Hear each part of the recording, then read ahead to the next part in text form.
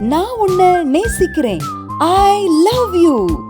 அட இதத்தானே எதிர்பார்த்தேன் அப்படின்னு யோசிக்கிற அன்பு வாலிப தம்பி தங்கச்சி, உன்னை பார்த்து ஆண்டவராகிய இயேசு கிறிஸ்து சொல்றார், நான் உன்னை நேசிக்கிறேன், ஐ லவ் யூ என்று. நீ எந்த நிலையில இருந்தாலும் சரி, இயேசு கிறிஸ்து உன்னை பார்த்து சொல்றாரு, நான் உன்னை நேசிக்கிறேன் மகனே, நான் உன்னை நேசிக்கிறேன் மகளே. பரிசுத்தமானவங்களை மட்டும் இல்லப்பா, என்னால பரிசுத்தமா வாழ முடியலையே என ஏங்குகிற ஒவ்வொருத்தரையும் நான் நேசிக்கிறேன் அப்படின்னு ஆண்டவர் சொல்றார்.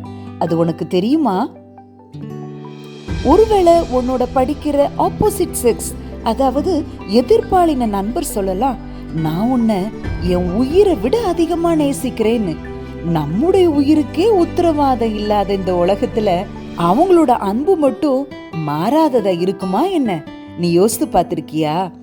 இந்த யூத் ஸ்டேஜ்ல வாலிபர்கள் ஒருத்தர் மேல ஒருத்தர் வச்சிருக்கிற அன்பை வெளிப்படுத்துற காதலர் தினமான இன்னைக்கு நீங்க இத குறிச்சு ரொம்ப கவனமா இருக்கும்படி கேட்டுக்கிறேன்.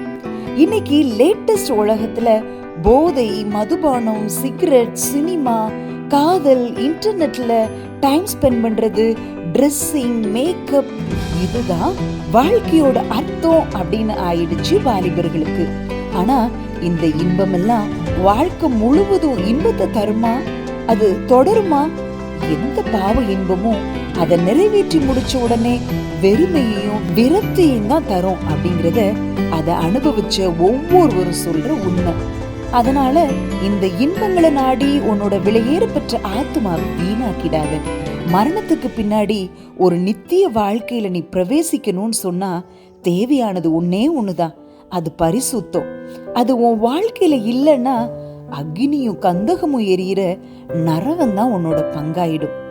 அன்பான வாலிபரே, வாலிபம் வாழ்வதற்கே என்று விதவிதமான பாவத்துல ஈடுபட்டுட்டு உள்ளத்துல பலருக்கும் இடம் கொடுத்து அப்புறம் பெற்றோர் திட்டமிடுற மேரேஜ்ல விருப்பம் இல்லாம விரக்தியோட காலத்தை கஷ்டப்பட்டு தள்ளுறத பார்க்கிலும் யோசேப்பை போல வைராகியமா உன்னை கத்திருக்குன்னு காத்துக்கிட்டேன்னா உன் வாழ்க்கை வெற்றியா முடியும். ஆமாமா, ஆமா, ஏசு கிறிஸ்துவ உண்மையா நேசித்து அவருக்கு உன் முழு இருதயத்தையும் கொடுத்துட்டனா வேற யாருக்கும் இருதயத்தை பறி கொடுக்கறதுக்கு வேறொரு இருதயம் இருக்காதுல்ல.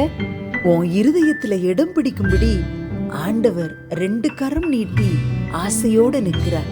இன்னைக்கே அவரை பார்த்து, ஐ லவ் யூ ஜீசஸ், நீங்க ஒருத்தர் போதும், உங்க அன்பு மட்டும் போதும், என் வாலிப வாழ்க்கைய பரிசுத்தமா உமக்கு பிரியமா நான் வாழ்ந்து முடிக்கிறதுக்கு உங்க கைய பிடிச்சுக்கிறேன்னு இன்னைக்கே ஒரு நல்ல தீர்மானம் எடுப்பியா? ஓகே. God's love, அது எவர்லாஸ்டிங் லவ். God's love எந்த எதிர்பார்ப்புமே இல்லாத அன்பு.